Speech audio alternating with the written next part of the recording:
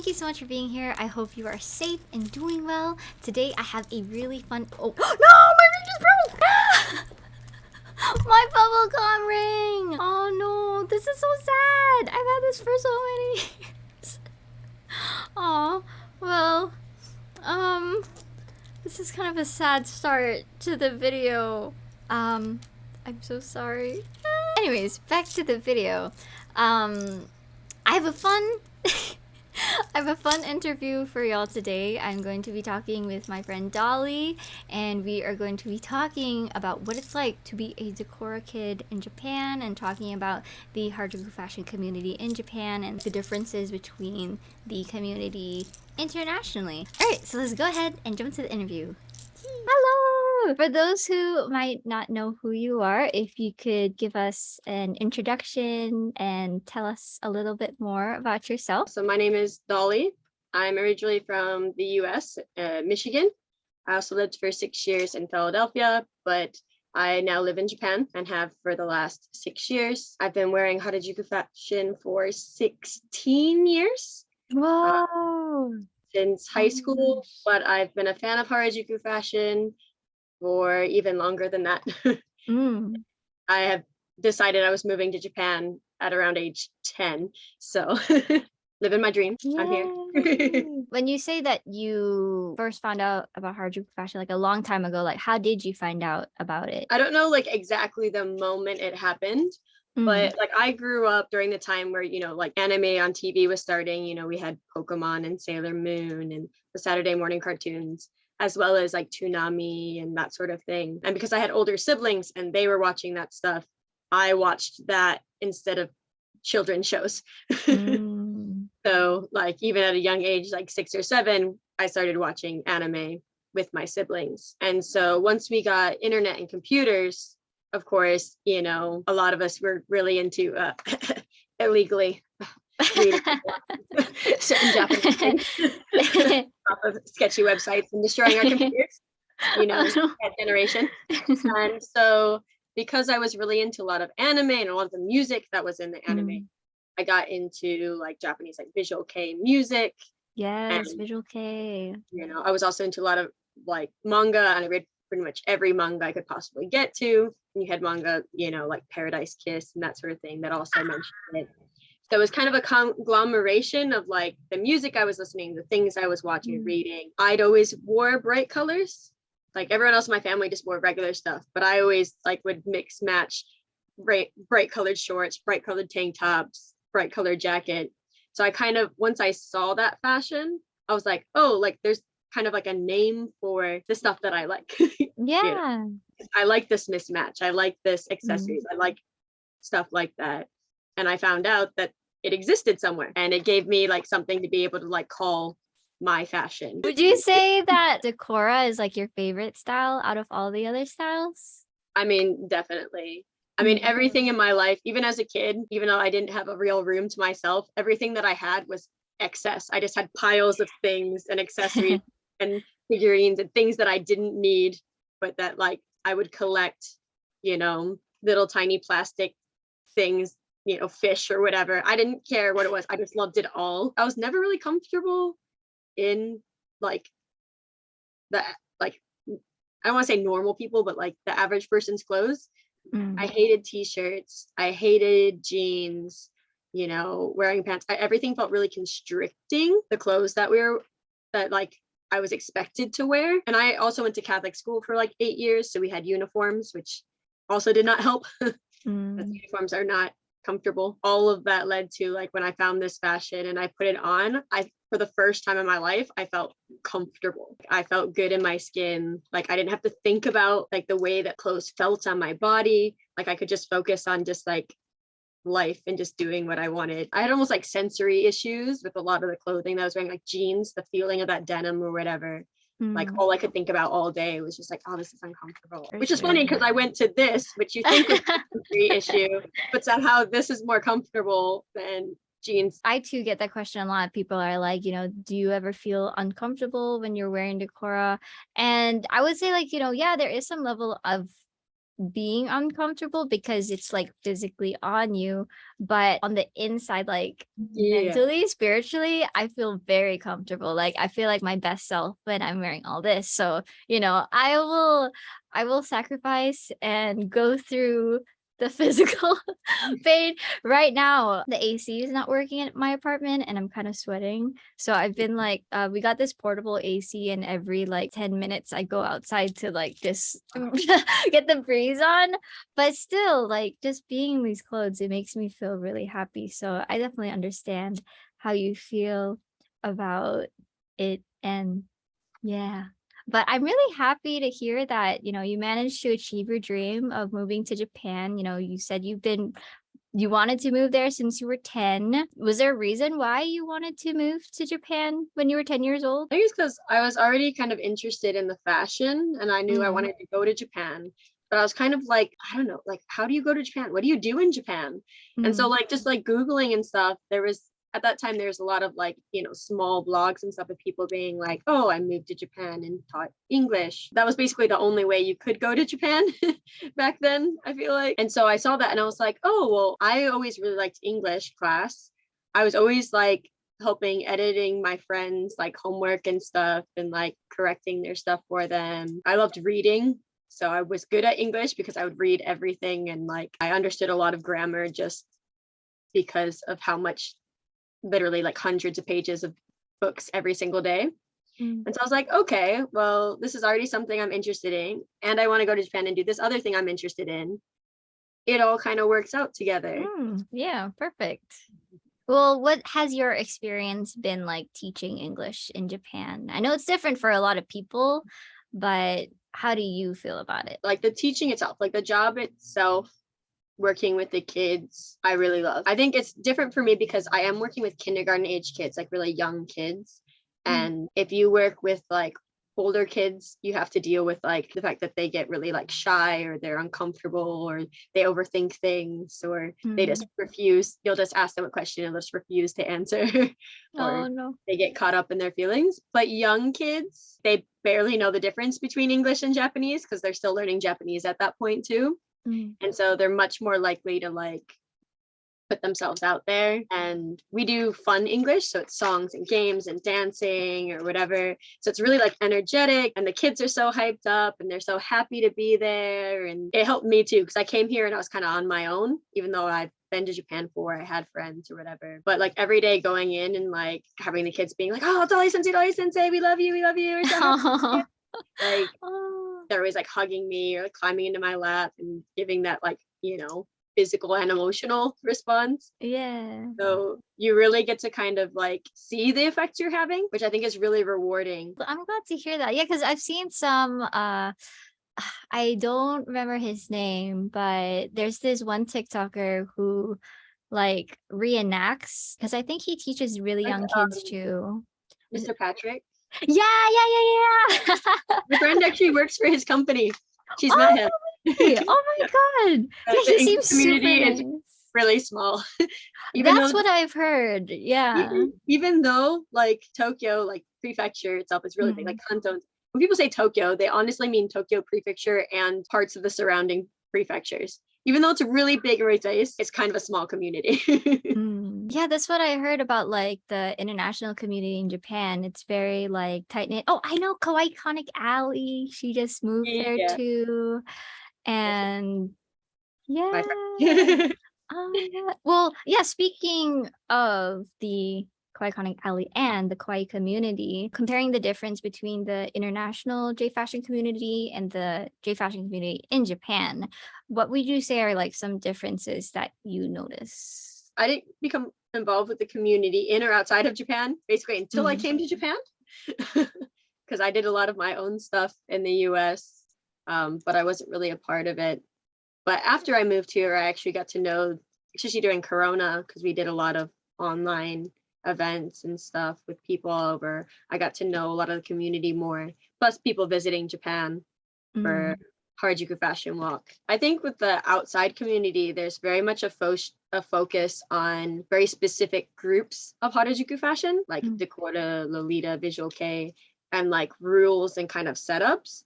versus Harajuku itself, there isn't really that distinction. Like you don't have the group of just like these people doing this and all these rules. Maybe Lolita is its own whole different world.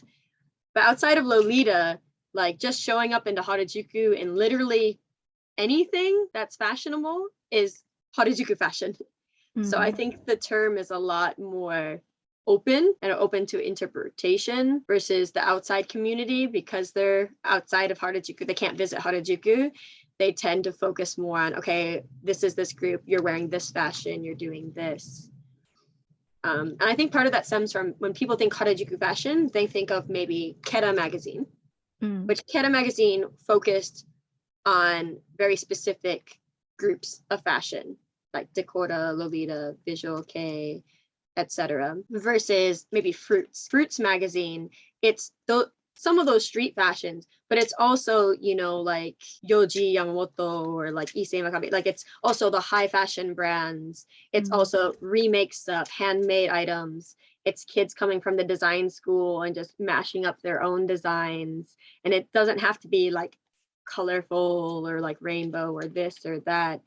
It's literally just anything fashionable or interesting is Harajuku fashion. I noticed that too, like whenever I see the street snaps that Tokyo Fashion or Harajuku Fashion Walk that they post, you know, not everyone is wearing like Decora or Lolita, or, you know, some people are, but you will see a lot of, the majority aren't, but like, I don't know what it is, like you can still feel the vibe of like that Harajuku fashion spirit through their outfits. That's the thing. It's like if you take any influence from basically like a Harajuku brand or a Japanese brand, or fashion or whatever, if there's even a little bit of that influence, you can still consider yourself Harajuku fashion. And I think that's the thing. It's more about the intent than it is about like the end result. Because I hang out in Harajuku all the time and I'm literally standing next to people who are wearing like $5,000, $10,000 worth of like brand name Harajuku clothes.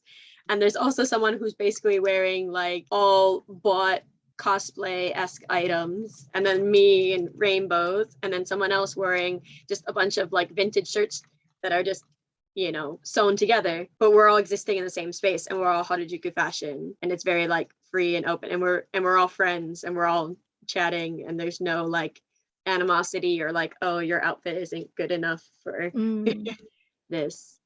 That sounds amazing. Like that sounds like heaven to me. Like getting to hang out with all these different kinds of people and just like having a good time together. One of the questions was like when people meet up in Harajuku, so they meet up usually like Saturdays, or is it both Saturdays and Sundays? The thing about Harajuku is it's not really about meeting up, it's about showing up. Like people show up at any time, Saturday, Sunday, and we tend just to congregate towards, you know, maybe where Tokyo Fashion hangs out, or where Harajuku Fashion Walk, like Junyon's hanging out outside of La Forêt.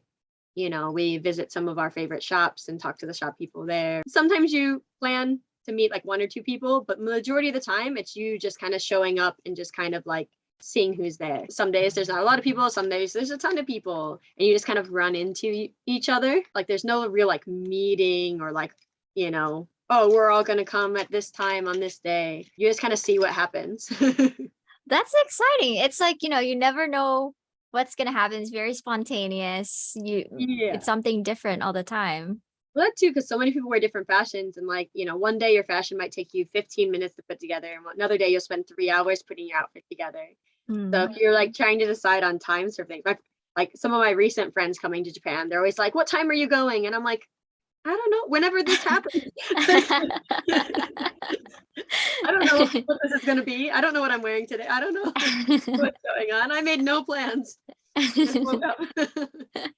just pure vibes. You're just running on vibes. I show up, I just hang out somewhere, and if no one's around, I just go to the shops and talk to the shop people and check again, see if people showed up, and if they don't, you know. Whenever you're out in Harajuku, like, do people stop you and ask to take pictures or interviews and stuff? I mean, definitely. There's still a lot of people who go to Harajuku hoping to see some of the fashion. And because everyone, And because there's no like sort of like set, like a long time ago you had the bridge, or like on Sundays they used to close down the main street and everyone would hang out on the street. Because there's no specific space like that anymore. There's our little pockets and stuff where we do stuff. Because there's not really that space anymore, it's harder for those people to find where to go and see that. So a lot of people get really excited when they do see that I'm wearing this, and they're like, oh my God, like this is what we came to Harajuku for. Like, and they want to take pictures, which is gonna be fine. If they ask to take pictures, I'm usually like, you get a lot of people too who are like, oh, secret photo. And I'm like, you'll get a much better photo if you talk to me. Right, exactly. Being like half covered, you can get a nice, cool, like I wanted you to take cool photos of me. So like, please ask. Yes, people need to, well, just everywhere, all over the world, like just be considerate of other people and ask nicely. We don't bite. We're not mean or anything. Some of the Lolitas will get mean though. Really? Lolitas will be just like, what are you doing? What's up? Get away from me. But I think they have to deal with a lot more, because there is that idea too of, you know, when you say Lolita, people think of the book or the movie. They have to deal with a lot of those ideas. Like I've had people start yelling like, you know, you're wearing that is inappropriate. And it's like, dude, it's just clothes. There's nothing sexual about it. It's literally just fashion. And it's literally like one of the most modest styles that there is out there. Like, it's the most covered, like head to toe, covered, like fashion. I don't know. People just judge what they don't understand. So, but that still doesn't excuse the fact. And even if somebody was not dressed super modest, that's not how you should treat people. So I feel like it's even worse when it happens in Harajuku, because I'm like, dude, the only reason you're in Harajuku is because this area became famous because of fashion. Like, you wouldn't be here if it wasn't for this fashion. Like, that's what this area is known for. So, like, why are you getting upset about literally like what the space is meant for? We're like, what are you wearing? Why are you doing that? And I'm like, dude, you're in Harajuku. Like, this is what we do. I don't know why you're here, but like.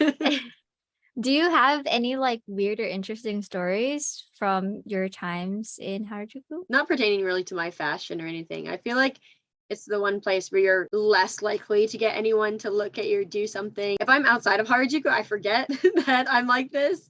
And like, I'll walk in Shibuya, like just a little bit farther away, like in Shibuya Station, and everyone's like stopping and staring at me, and like drunk people are coming up and being like, what is this? Oh my God. Like, I'll be in Shinjuku and like drunk guys are like, come party with us. And I'm just like, no, I don't want to. Get away from me. I'm just trying to go to an event, go to see my friends. But Harajuku is kind of my safe zone where like things are less likely to be weird or to happen, or bad stuff is to happen. That, or maybe I just don't pay attention, because I am very, people like, those people were staring at you, those people said this about you, those people did, and I'm like, what? Huh? I'm exactly like 16 years. So after 16 years, like, and people in the US were way more vocal about whether they liked or did not like my outfits. Because, you know, you have people drive by in their car and they roll down and they're just like, what the hell is this? Like, is it Halloween? And they like throw trash at me. And I'm just like, oh no. Walking down the street, I'm just existing. Like, I don't know. But then you also have people who are like, oh my God, I love your outfit. This is the best thing ever. Can I take pictures and show everyone I've ever known? And you're just like, right. People will hype you up a lot, but they're also, on the downside, you also have very vocal negative people. But in Japan, people are a lot less confrontational, unless they're drunk or they're old. Old people are wild, but it's a lot easier to ignore, being used to like the American stuff, especially living in Philadelphia, which is a pretty big city and people are very vocal. Coming here, I honestly rarely notice what's going on or people are, unless they're like physically like bothering me. So my partner and I, we visited Japan. Well, I can't say Japan. We were just in Tokyo for 2 weeks, and I noticed people will like stare. They'll like really stare. This was around the time when I wasn't really like super into Decora yet. I was mainly wearing just like alternative sort of street fashion. And I remember one time we were drinking bubble tea and standing outside the bubble tea shop, and this dude, this like old man, like the whole time he walked past me, he was just like staring the whole time. And I was like, this is interesting. But I would say definitely kind of like a culture shock because I'm used to people like coming up and being like, "Oh my God, I love your outfit." Yeah. Or if they really, don't like it, they'll like laugh or whatever, which I'm used to it by now. So it's like whatever. But I definitely noticed a difference. And it's funny when we visited Harajuku, a tourist came up to me. I was like, oh, they were trying to like ask me in Japanese, like, Right. 写真いいですか? And I'm like, okay.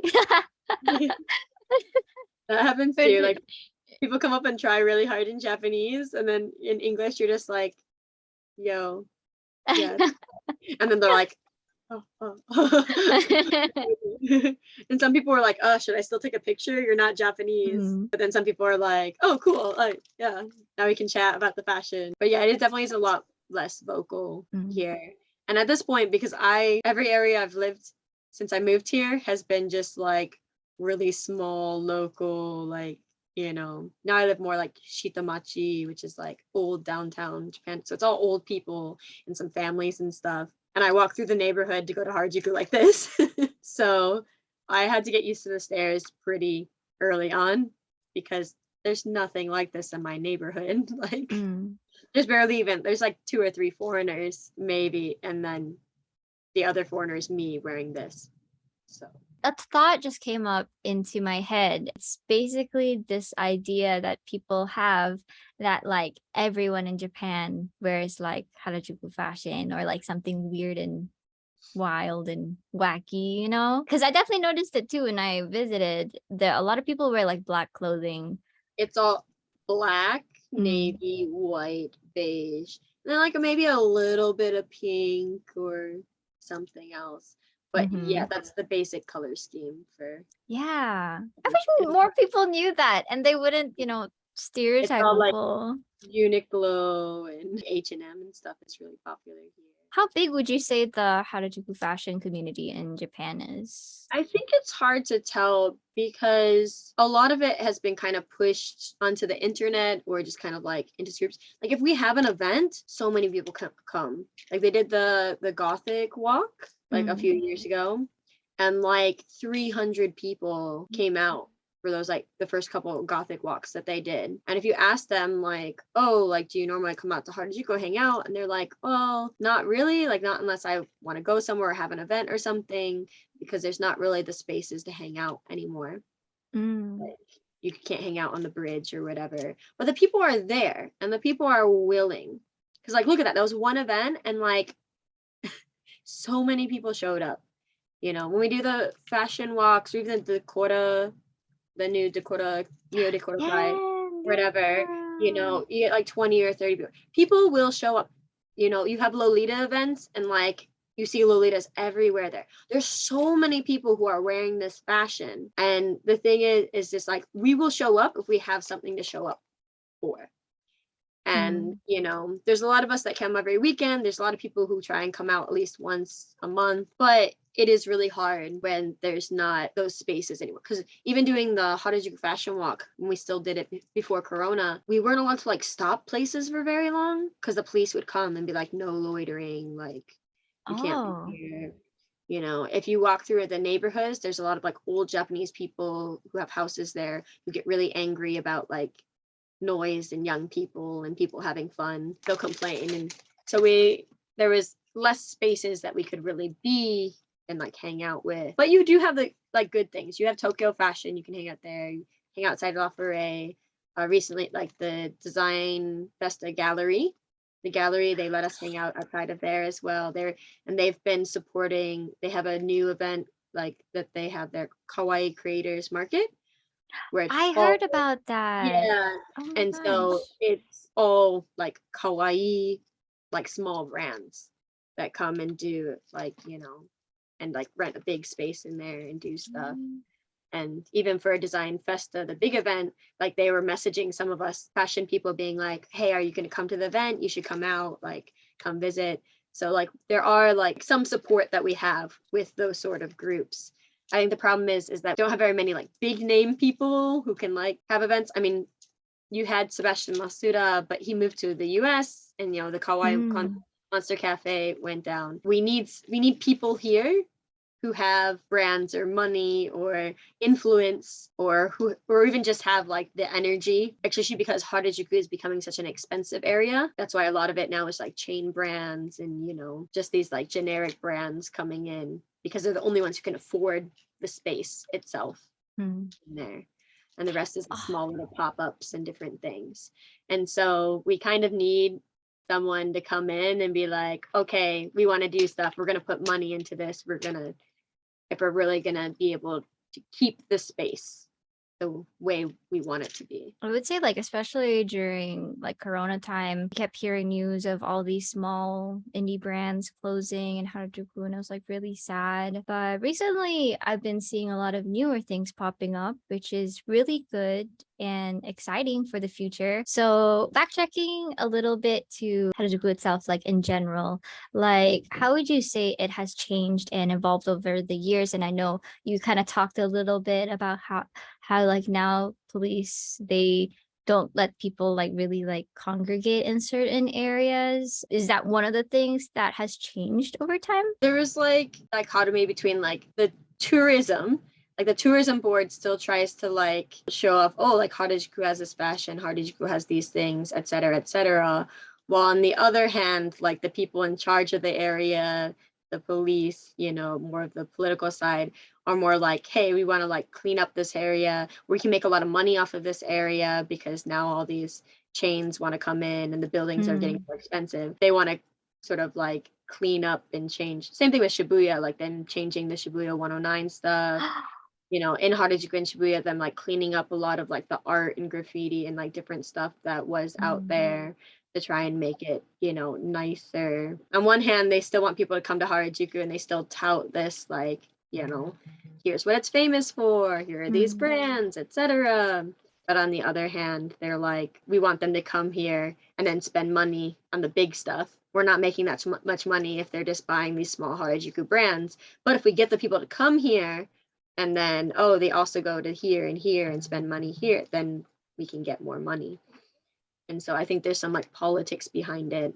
I do think too, back when Keta and Fruits and Sebastian and like all these people were very heavily involved in Harajuku, they also had a lot of influence over like events and different things because of their brands and because they brought a lot of people to Harajuku. But as these brands took a step back and became less involved in Harajuku, there was no one really speaking out for these brands people. And like most of the people who go to Harajuku don't have any influence or say. We're just young people wearing fun fashions who don't want to work corporate jobs and don't want to be involved, just want to be free, want to be able to do what we want. And unfortunately, like there's no money and influence in that. And you do need a certain amount of money and influence to be able to have like this art and this like events and these things. You do need a certain amount of that. You do have people, I mean, things like Design Festival, like the Kawaii Creators event, trying to like bring back a lot of this stuff. The Neo Decora Kei girls trying to bring Decora, back up to what it used to be. They even like usually like 2 or 3 of the people who come to the event also don't wear Decora. And literally the girls who run it will actually like bring stuff and dress them up and like show them how to dress in Decora. So they're trying to like spread that. And I love that. And so you do have these people who are interested in that. You do have people from like Bunka and the design school, whatever, who are trying to create their own Harajuku brands and sell stuff, trying to keep that Harajuku spirit alive. I mean, if brands like Hey, years ago, he was just, a guy who hung out in Harajuku and went to design school and was just hanging out. And now like his brand it's becoming almost iconic now. Like, you see Hey and you like, no, like, oh, that's Hey. Like, oh, like his designs are so cool and so good. It's people and stuff like that that's really keeping it alive. I mean, we're fighting for Harajuku. There's a lot of different like small brands. I mean, all the stuff I'm wearing today, like Gotcha Toy World and Pampeto. So there are new brands and new things popping up all the time, and hopefully we can keep that going. So yes, Harajuku is not dead. They still show up. A lot of Japanese people, they want to keep their stuff more private. So even some of the people who show up to Harajuku and wear the fashions, a lot of them don't want their picture taken. Like they're doing the fashion for themselves, or they like post stuff, but it's like private Instagram, private Twitter. And I think a lot of foreign people don't realize that like there is that privacy issue. Like even though there's a ton of people who wear fashion, like ACDC RAG, even I see a lot of people who wear that fashion. They take pictures, but they don't show their face, or they just and like they show off the clothes, but they don't show off themselves. And they're not posting every day, and they're not doing this stuff. So there's a lot of like the Japanese side of people who are doing this and enjoying this, but you don't see it as a foreigner. I feel like anyone who wears fashion outside of Japan, a lot of it is like, oh, I need to post this. Oh, I want to show this off. I want to do this. I want everyone to see. And they're very active on social media. And there's still a lot of Japanese people who aren't active on social media, who wear the fashion just because they enjoy it, but don't feel that need or don't want people to know them or know their stuff. They just want to enjoy the fashion for themselves and still keep their privacy, especially if they don't want people they work with or whatever to see as well. And so there's a ton of people out there. There are. But you won't see them as a foreigner looking in.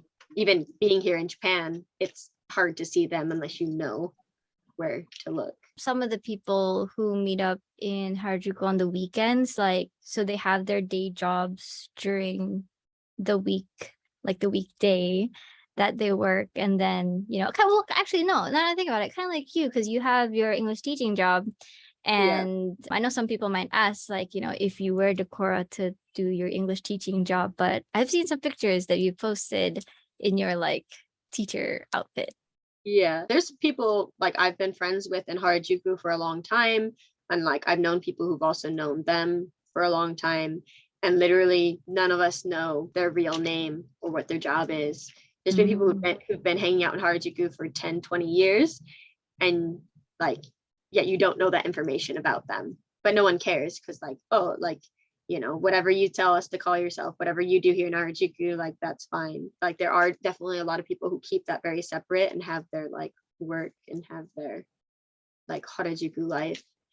And you can know someone for years and literally not know their last name or, you know, their job, or if they have what their family does, or like anything specific like that. And it's not just in Harajuku, that's even like in your regular day-to-day job. You could literally know people for years and not know that they have a hobby, or not know that they have do this, or they have interest in these other things, just because there is that like separation of private and public here. But I mean, I work at a kindergarten. I'm very open about myself. So like my school knows that I do this. They've seen pictures of me.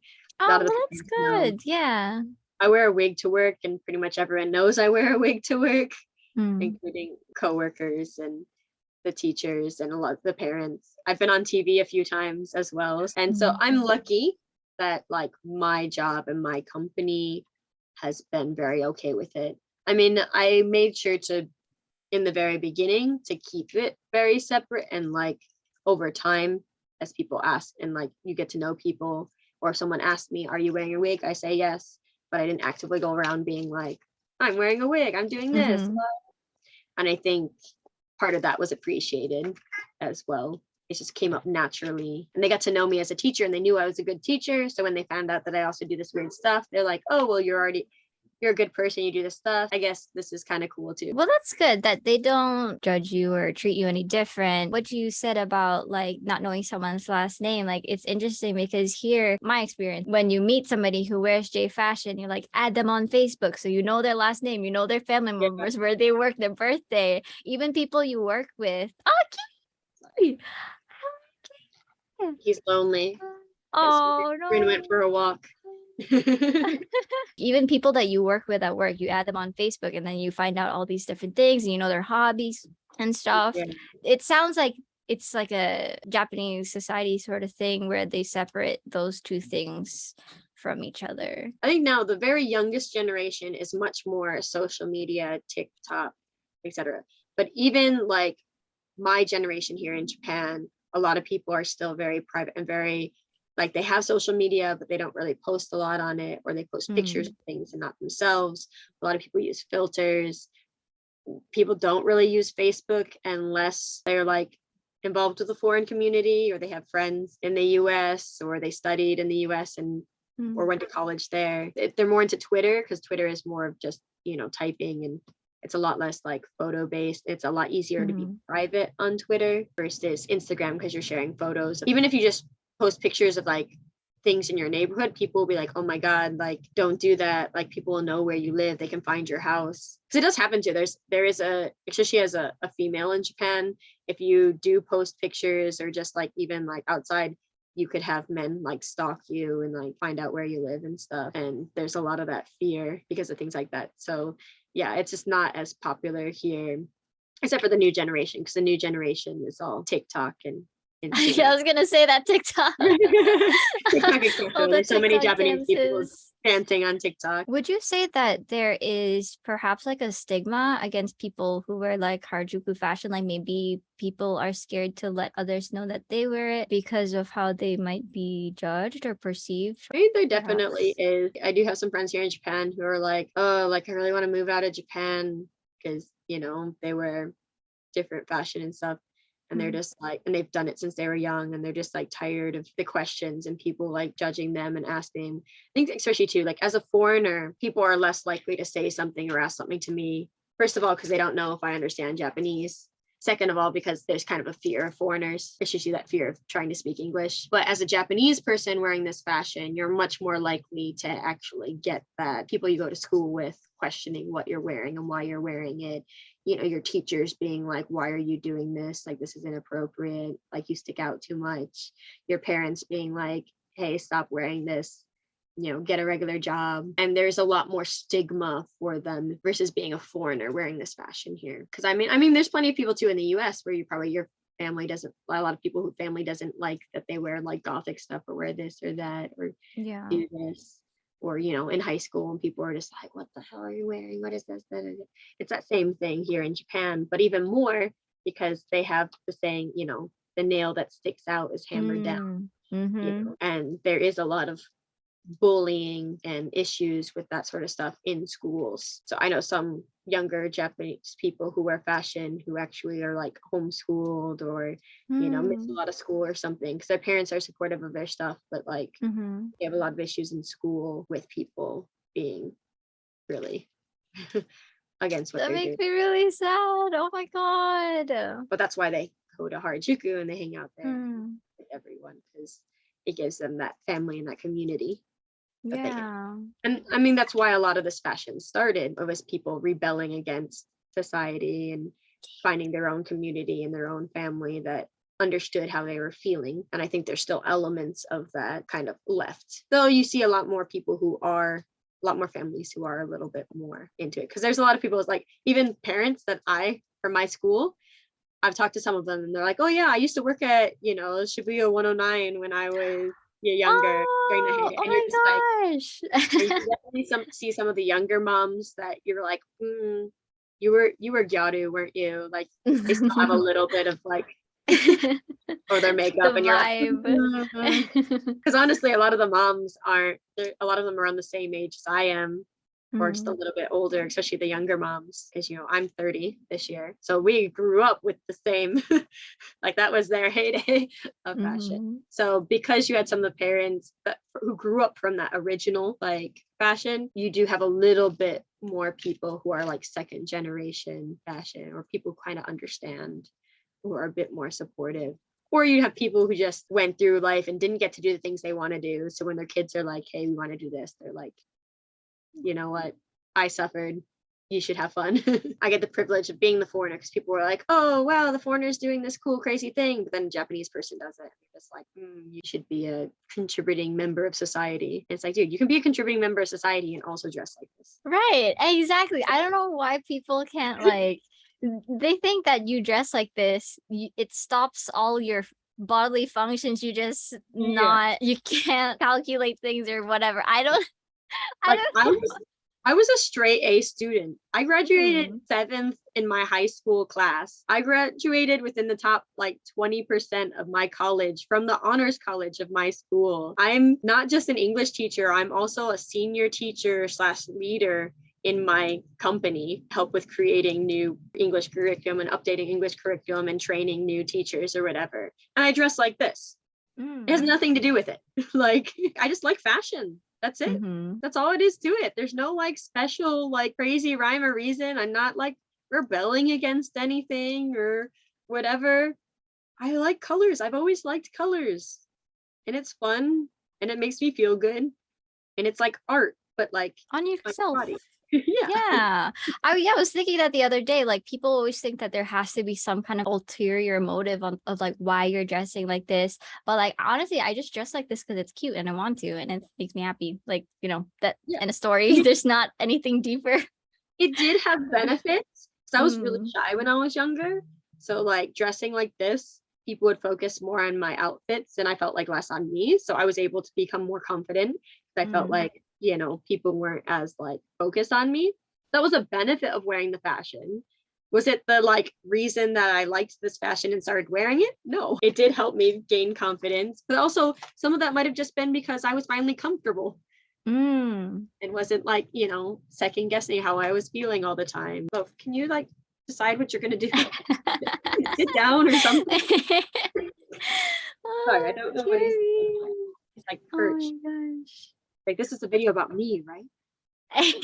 But I'm glad to hear that there's a lot more of like hope for the community and especially the Neo Decora Kei group that is happening. So I know 2 girls started the whole thing, right? Twinkle Pink and Moma.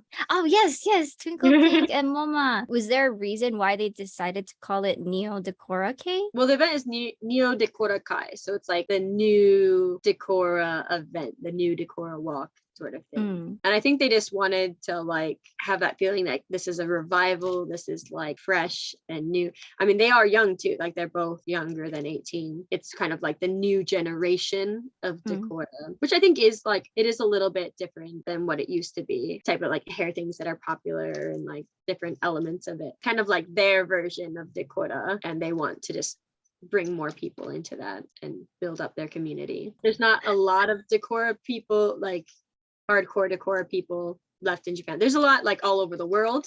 In Japan itself, like you always see a little bit here and there. So a lot of times you go to Harajuku and you'll be like the only really colorful person. And so just bringing back some of that color. There is a lot of people who do Decora, but it's like live out in Saitama, live out here, live out here. So they really like, you need like an event or something to really get everyone to come out and show up, especially because this takes a lot of work and effort. So there's a lot of people, they're coming from 2 hours away and they need to do all this. Having an event gives them something to like do it for and look forward to, versus if they want to do this, but then like if they don't come to Harajuku that often and they don't know people very well, then they're just like, oh, like if I do all this, am I gonna have somewhere to be or somewhere to hang out or like to talk to? This kind of gives a safe space where everyone can like meet up, or people who wanted to try it out can like try it out and have people to hang out with and like get to know the community more. That's good. So it's more like the name of the event and not like a whole new style or something, because I know some people, they're like, oh, this is Neo Decora Kei. Is it like new Decora style? Because it's not Neo Decora Kei, it's Neo Decora Kei. And Kai means like group or whatever. So it's like event. Hanabi Taikai is like a Hanabi, is when they do the big Hanabi like festival where you go and you watch. So like Kai, that kanji means like event basically. Oh, okay. Or like meet, or it's the same kanji for also like to go to meet, like meet. So it's more about, it's a new event with new people, like a revival of the event, not specifically a change in Decora itself. Very similar sounding words like K. Yeah. You don't have the kanji, like the kanji really makes it obvious that they're different. I can definitely see, like, you know, if you see the pictures of the Decora meets that they had in like the 2010s compared to now, like you can see sort of how the current trends affect like how the Decora outfit looks like. You'll see some cyber elements. Yarn hair pieces are really popular. a lot of the girls wear like braided yarn hairpieces. I mean, I do really long ones, but usually the short ones or something. Also like minimal makeup, a lot of face jewels. Like jewels are really popular. When you see at the Decora, you're just like, yeah. There's not a lot of variety. We're just like, oh, we're all wearing like the same sort of things, but in just slightly different ways. It's also gonna be kind of cool because give you inspiration, like seeing how they wore something or how they do something, and you're like, oh, that's really cool. I didn't think about that. That's actually kind of why I wore this today, the shirt, and I'm wearing the ACDC RAG shirts because I saw that you were wearing it yesterday, and I was like, Yeah. oh, well, let's twin. Yeah, I And was gonna so wear the shirt again, and then I was just like, oh, I bought Uni's shirt. Uni-chan, I gotta rep Uni. Gotta rep Uni. Yes. I love her. Oh my She's so gosh. fun. She's so cute. I hope I can meet her and you in Japan one day. What is your process of putting together a Decora outfit, and how long does it usually take you to get ready? Each time it's a little bit different because like I basically start out with like one element, like one thing I want to do or I want to wear. So say like one day it'll just be like, I'll just start doing my makeup and I'll do a very specific makeup and then I'll just match my outfit to however that makeup makes me feel. Or like I'll want to wear one specific piece of clothing and then I'll pick out that clothing and then I'll base the makeup and everything else around that. So I don't really plan out a full entire outfit ahead of time, really.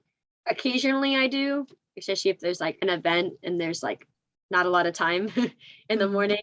But if I have the freedom to just like do whatever, then I just kind of come in my room, stare around, find something, and I'm just like, this, I want to wear these goggles today. So I'll just do like a cyber-based Decora around these goggles, or or me, I want to wear Uni's shirt, so I match stuff to it, like I continuing the rainbow or whatever. Yeah, I don't really put a lot of thought into it. At this point, I own so much stuff and have so much that I don't really have to like pick and choose. I have so many options of things that I can wear. Literally, just from ACDC RAG alone, I probably own 200 to 300 pieces of clothing, even like hair pieces, because I've been making a lot of new ones lately. I have, between the cyber things and my yarn ones, I probably have 10 or 15. I have just an endless amount of accessories. I have like yes, all your wigs. I have around 60 wigs, as well as like clip on, like the hair, the ponytail, sort of style clip ones. Like I just have so much stuff and variety that I don't really have to like think about it that much. I can pretty much pull together 100 outfits in a day if I needed to. Have like your own Decora store in your room to pick and choose from. Yeah, just everything that I've collected since moving to Japan. Because I moved here with 3 large suitcases and a giant book bag, and then I had maybe a couple containers of stuff left at my house in the US, and that was it. That's all the stuff I owned coming here to Japan, because I knew most of my life that I wanted to move here. So I really tried to not have a lot of permanent items or different stuff, as well as also I didn't have money in America. I worked like 2 jobs and made half of what I make here. So as soon as I got here, it was like, oh my God, like I can have whatever, I can buy what I want. Like I can collect things. You can see my collection of like, this is all just Gummy Bear and Pillbug Dangomushi accessories. Oh yes, the little roly-poly. Since you say you have like a lot of accessories, what would you say is the most amount of hair clips or accessories you've ever worn, if you've ever counted? There was a while where I was doing like little Instagram stories where to have people guess. So then when I would take them off, I would actually lay them out and count them. And so probably the most that I've worn at a time is between 250 and 300. What? Yeah, because that's what, like, when I do like today's like sort of like helmet of clips, it's similar to what I wore yesterday, except I think I have even more today.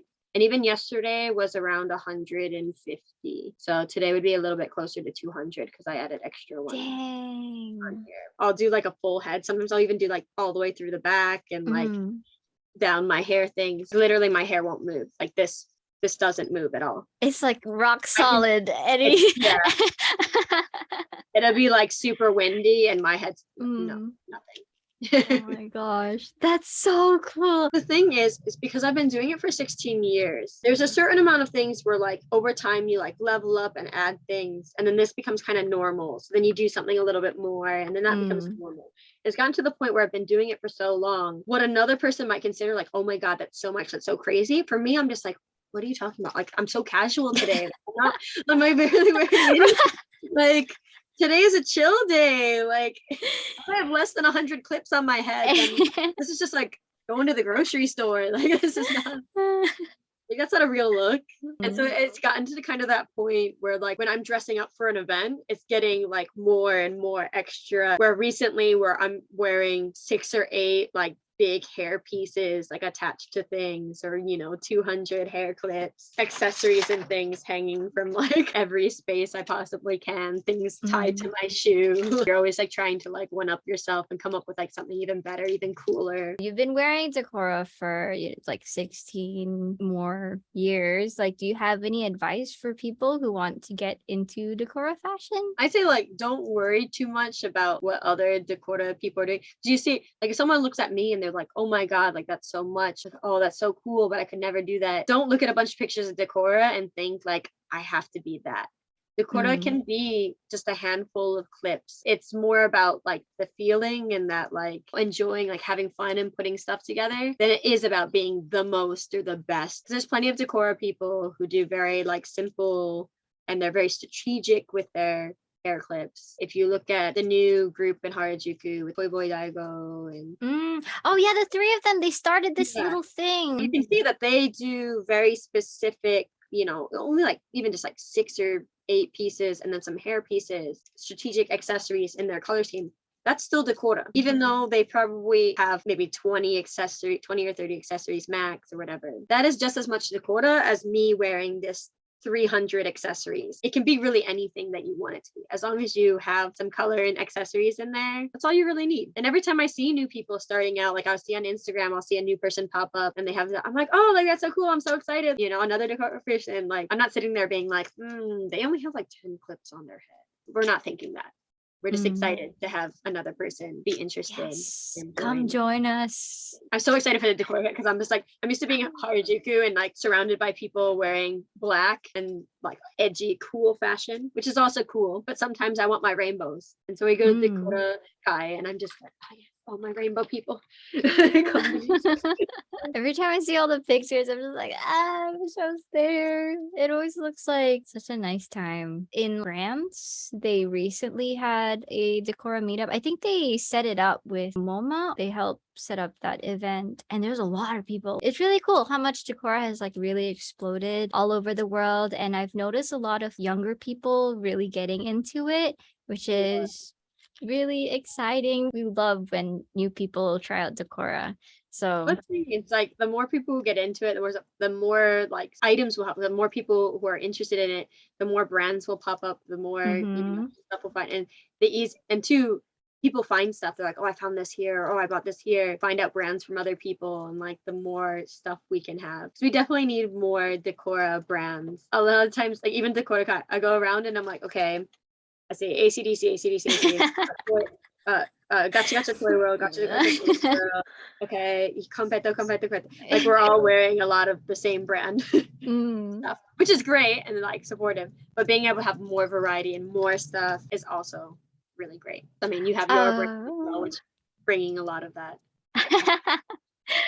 My brand, Candy Trap, and your brand too. You have your own brand too. Oh my gosh, I was staring at those on your TikTok. They're so cute. You're saying that like a lot of people wear ACDC RAG at the Neo Decora Kei meetups and stuff. If it's okay with you, if we could talk about, because I know you work for ACDC RAG, like what is it like working for like one of the coolest Harajuku fashion brands ever?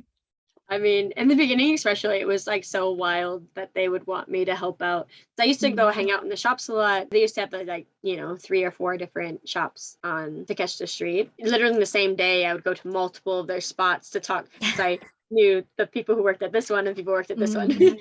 So I go and visit and became friends with one of their staff there, who also was the one who eventually became in charge of their English social media on like Instagram. They offered me a temporary position to help cover when she was on maternity leave. It was only just supposed to be for like a month or two, but then she came back and she was like, "Oh, you're already trained. I want to be able to take days off sometimes. I want to be able to have time with my kid. Do you want Yeah. to continue?" And then slowly I got to do more and more things with them. It was just like wild in the beginning because I'm like, "Are you sure like me?" But yeah, it's so cool. Like I get to see the collection. We get to give our like all the stuff gives feedback on designs and collections that we have. Like we're all very active in this stuff.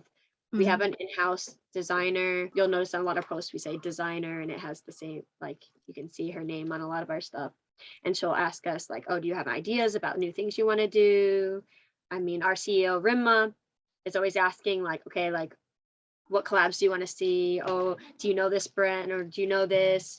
Like me and Helen, the other social media staff, we're actually the ones that got ACDC to do the Gloomy collaboration.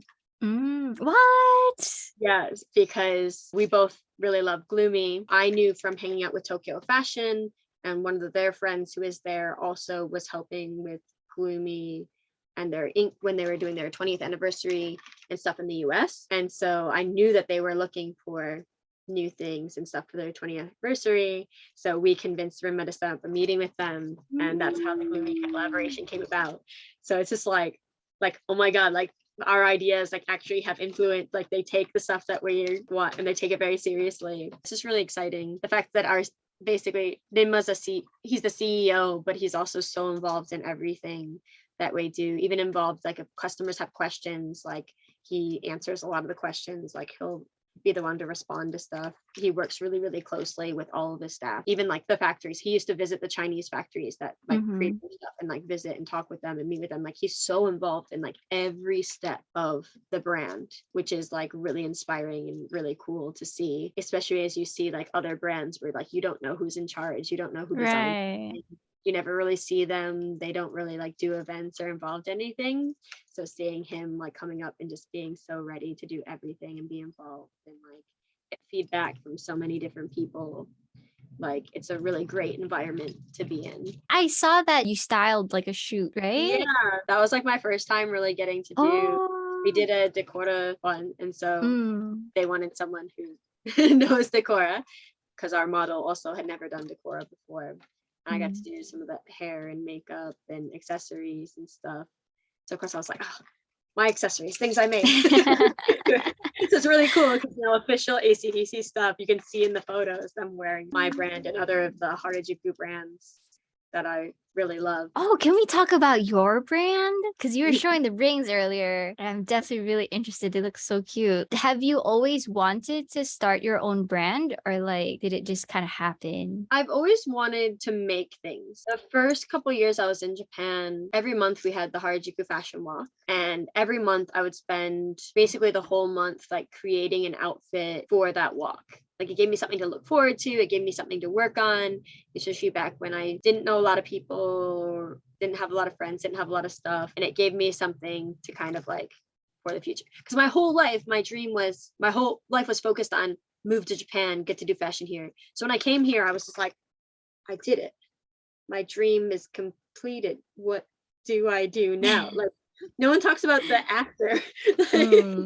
Like most people spend their whole lives like working for their dreams, but I made it. So like I needed something to work on. And so I would work and like create these things for these events. It was really cool getting to like create things and like make stuff and do all this creative stuff that I hadn't been able to do in many years because, you know, I was always busy with school or working or both. I didn't really have any hobbies in most of high school and college anymore because I was so busy trying to be straight A student, get good grades. And so I finally had a chance to kind of do stuff for myself, knowing too that there wasn't a ton of brands, like that more have been popping up over the last 5 years or so, like people making a lot of Harajuku brands, but there still wasn't like a lot, especially with the colorful stuff that we all love. You buy a lot of stuff from like dollar stores or Daiso or Claire's back when it was still here in Japan. Like, oh no, rest in peace. Rip Harajuku Claire's. But even just finding stuff that's not just kids things, because a lot of the stuff that we wear is like kids clips and kids stuff just because it's the only space where you can get the items that we want. Bought a lot of crafting stuff and was making a lot of stuff. And I was like, oh, well, if I'm making for me, why don't I make for other people as well? It just kind of seemed like the next progression gave me another thing to work for, especially as we stopped doing the fashion walks because Corona. Okay, now I have all this time, can't go anywhere.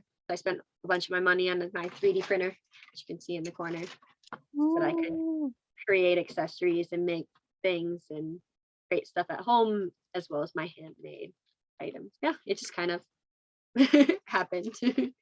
And especially now too, because my boyfriend, he's really into illustration and art, and since getting to know him, he's gotten more into his art side and wanting to do more of that as well. So I'm like, oh, like, why don't we create stuff together and work together? Like, we both want to do this. If we're both doing it, we have that extra, like, you know, he's better.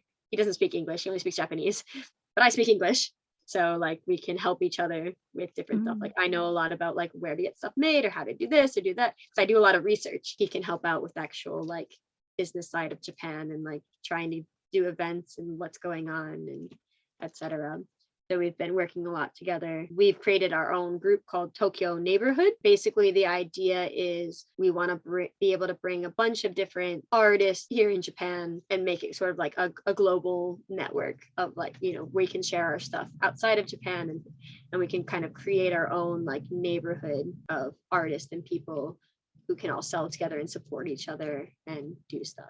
So right now it's like me and him and our friend Maria in the Sky. Maria is her tag, who also does illustration. Oh, wait. I feel like I watched them on Twitch a couple of times. Yeah, they're very active on Twitch. Oh my gosh. They do really cool illustrations, and we're hoping to do more with other artists. My boyfriend has been becoming more active in the scene here in Japan.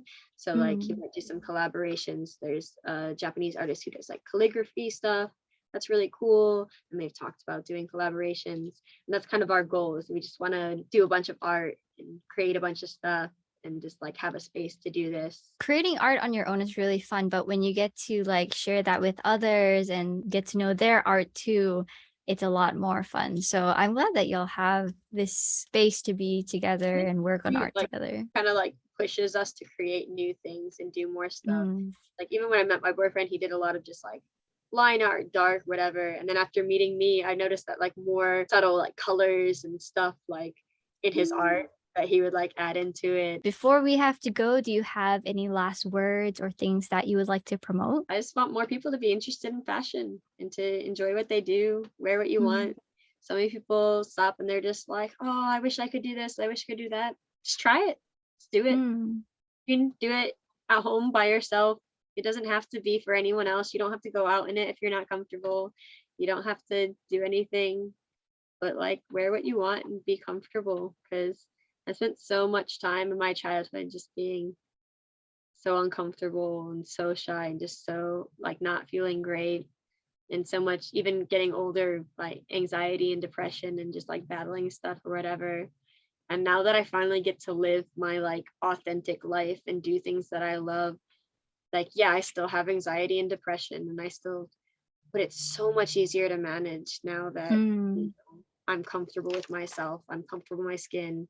You know, I found my community, I have support from people, I have a place to go to, and like, you know, I have stuff to keep me busy. I'm insanely busy all the time. I work full time trying to start my own business, also work every day for ACDC RAG, like, and go to events and do whatever. But it doesn't feel like stressful or crazy the way that, you know, working 3 jobs in the US did or whatever, because I get to enjoy it. I get to do fun things, like to meet cool people and stuff like this. Oh, but thank you so much, like seriously, for sharing your story and letting us know more about what the Harajuku fashion community like is in Japan. But I definitely, yes, one day we're gonna make it happen. International Neo Decora Kei meetup one day in Japan. Plan it for like 3 years in advance or something. Yeah. Alrighty, well, I hope y'all enjoyed the interview with Dolly. If you would like to follow her on Instagram or her other social medias. I will link them all in the description below, as well as her shop. And if anyone has any questions they would like to ask Dolly, please feel free to leave them down in the comments and I will let her know about them. I want to say thank you again so much to Dolly for your time and for sharing your experiences with us. It really means a lot. And I really hope that one day we can actually meet in person in Japan or wherever. But yeah, thank you so much for watching this video and I will see you in the next one. Bye-bye!